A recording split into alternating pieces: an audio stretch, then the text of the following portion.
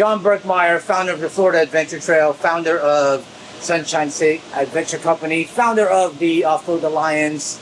Too many things. Yeah. Why would you open up a mechanic shop specializing in off-road and overlanding only?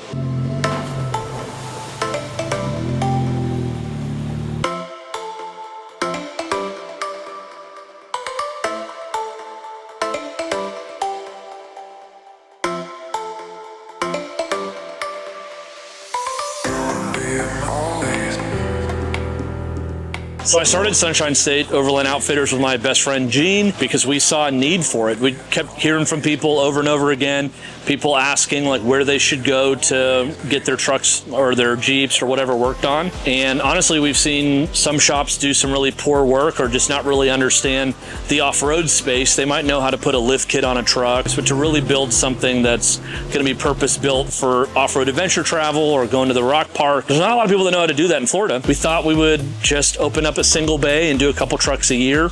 And it's obviously grown into a full-fledged business with multiple staff, multiple mechanics. We're happy to be here. We're a year and a half in, and it's going way better than we thought it would.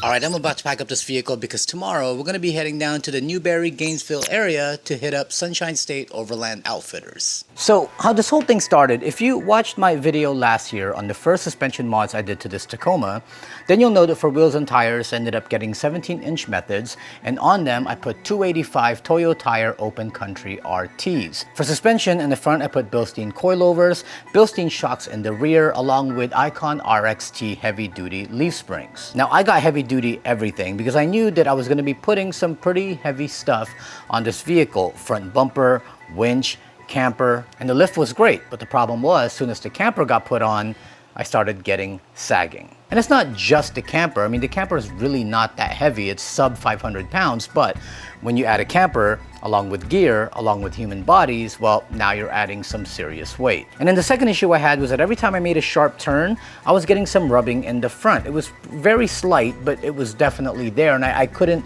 figure out why, because I mean, I did get a lift, and on top of that, I only put 285s on here. It's not like I put massive tires. So I took it to a local alignment shop here in town, and they told me that they can align the vehicle to get the rubbing out, but then that might throw off all the other alignments because they're all connected and they can only adjust so much with stock upper control arms. So the rubbing went away after that, but every time I drove, you would get like slight shifting to the right, and I knew that that wasn't going to be good, especially for the tires. It's going to wear them unevenly. And that's what brings us to today. I am making a trip to Sunshine State Overland Outfitters because we're going to go ahead and replace the stock UCAs and put actual UCAs on there that will allow me to finally dial in my alignment. And then for the rear, we're going to replace the Icon RXT leaf springs with one that's even heavier duty to handle the weight that I've already put on. I mean, I'm kind of disappointed because I got the Icon RXTs to begin with to hold this weight and it's just not cutting it. But I figured I'm gonna leave tomorrow, get in a day early, go find a campsite, go hang out for the night and just kind of enjoy the solitude, and then first thing the next morning, get to the shop and get these upgrades done.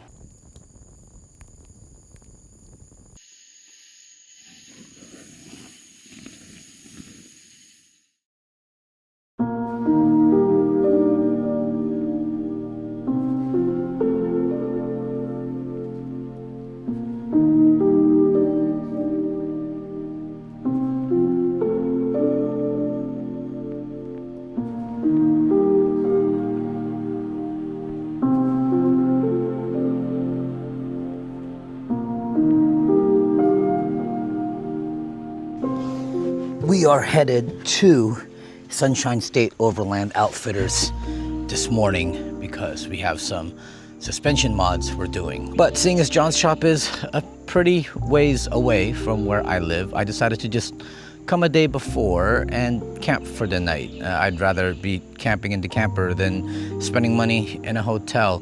Plus, I got to come to a campground that has a very, very special place in my heart. This is Ichetucknee Springs in Central Florida, and this was where kind of my outdoor journey started. But that's a different story for a different time. But just know that I really, really love this place. If you haven't been to Ichetucknee Springs, definitely check it out. They've done a really great job with like transforming the campground and making it cleaner and nicer, and it's super quiet. But I'm not gonna waste any more time. Need to get packed up so that I can head over and meet John for breakfast and start working on this vehicle. I think that the overland thing has definitely gained a lot of momentum in the past 4 or 5 years, but I don't think it's going anywhere. I think that off-road adventure travel, you know, the term overlanding is kind of a newer thing. It's more like the trendy thing to describe what we do, but self-sustained off-road adventure travel has been something that people have done. I mean, if you think about it, really all the way back in the horse and buggy days, people were loading up, you know, horse and buggies with their family, and they were going out and seeing new parts of the world. And that's what we're trying to do today in 2026.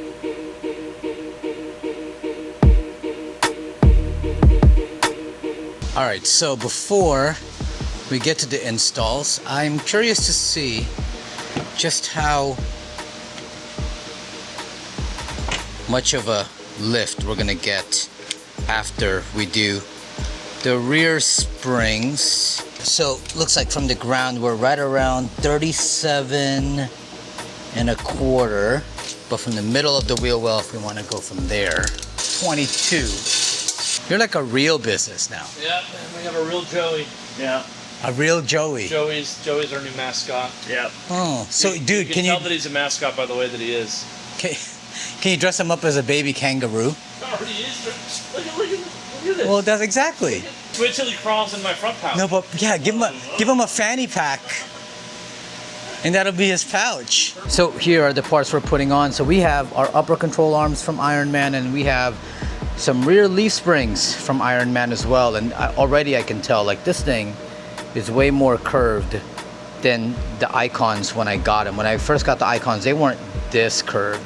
So I'm hoping that this will like hold the heavier lift that I have and not flatten it as much, because what I have right now, I mean, it's starting to get really flat. But I'm going to show it to John and see if it's supposed to be looking that way, or if my vehicle has basically overloaded the rear springs that we're running.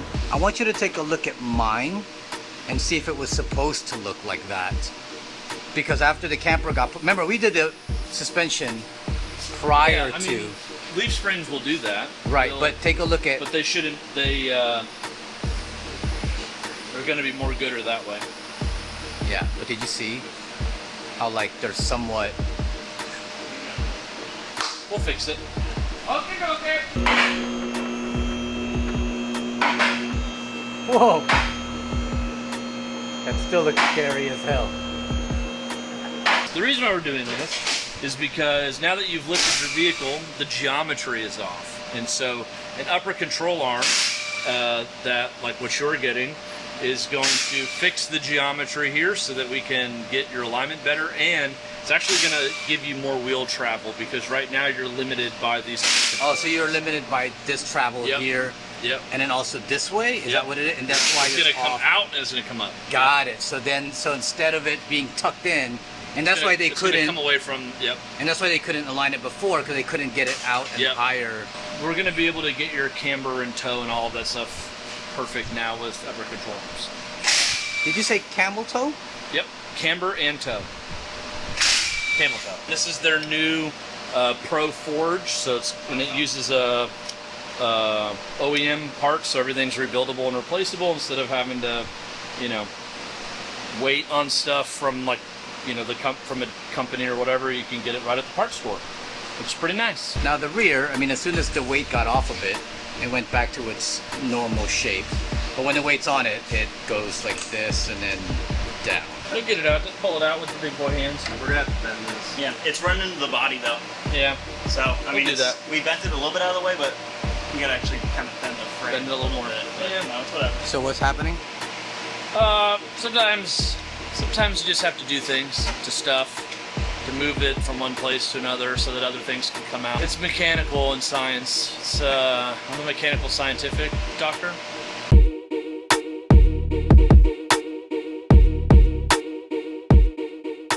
So quick comparison, stock and the Ironmans.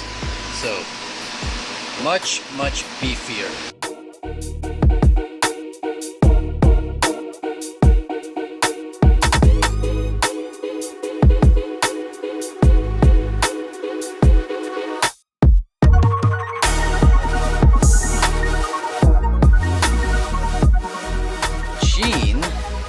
He's working on this massive Tundra, which is just a behemoth of a vehicle. It's like, look at this thing. I mean, this thing is a tank, and Gene is having the best time working on it. Right, Gene? I love it. But it does have some really cool features in it. That's it right there. So good setup with the alu cap, but most definitely one of the heaviest builds there is. This thing is massive. So we're gonna be removing the UCAs that we just put on. We're having issues with greasing them. Yeah, the grease would go in the top half, like through the grease circle, that would just stay in there, and it wouldn't go down into the actual ball joint pit. Yeah, and that's just dangerous. I don't know why. I mean, I don't know if there's something that was blocking it or what. Maybe bad Zerk fittings? No, because you removed them. Yeah, we changed the Zerk fittings, and then we also, one of the things that they do is like lifting up the suspension, kind of get it in there, but that still didn't work. We don't know if they just ended up getting ball joints that weren't good, but they're gonna send these back. In the meantime, we do have these, and we're gonna put these on instead. These are actually the newer model. They're already like pre-greased, so they're not going to be as serviceable as those, but these are newer. UCAs now installed. These are the ones that are pre-greased. They're actually the newer model, and I'm glad for it. Now we start moving on to the back, and they are working on getting the old springs out. These are cool. The U brackets, this one has a coating, whereas, I mean, those were the ones I've had before, and you can see it.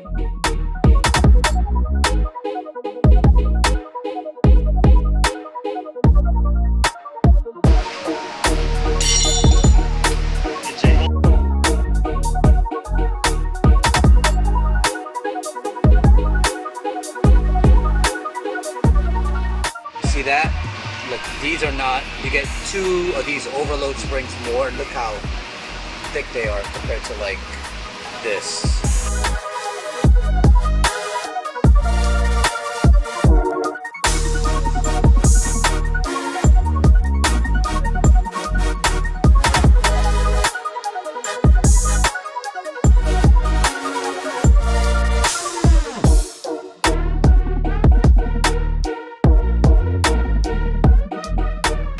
Overload springs right here, they're flat, and they have their own bracket here, and this will stop this from compressing too much, so it takes on that extra load so it doesn't start bending this way. Did not have that on the Icons.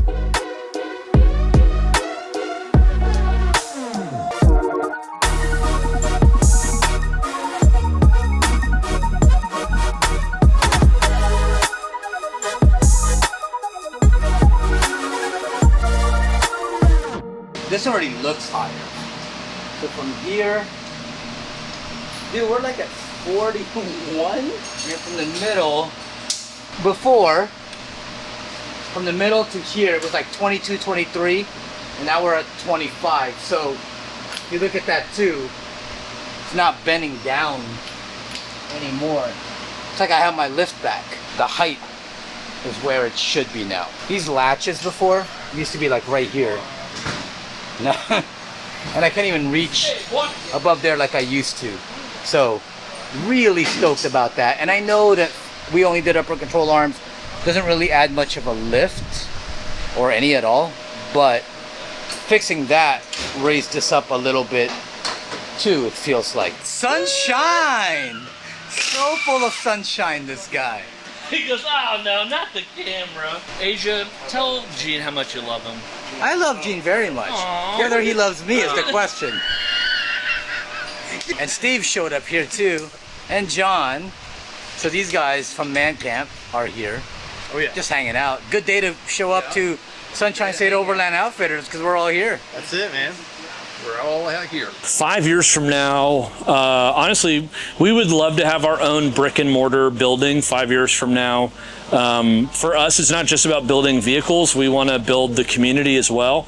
That's why we do our Rigs and Red Bull events. That's why we do like training seminars and stuff like that here at the shop. We try to find ways to connect with people, help other people connect with one another so that they can find their trail ride buddies. So obviously where we're at right now works okay, but 5 years from now we would love to have our own brick and mortar space where maybe we've got some land connected to the property where people can go out and proof their rigs, you know, with some obstacles. That'd be really cool. But really, we just kind of want to keep doing what we're doing. We're not trying to like get huge as a shop. That's just not really something I'm interested in, you know, building some big giant mega thing where we've got like 15 people working here.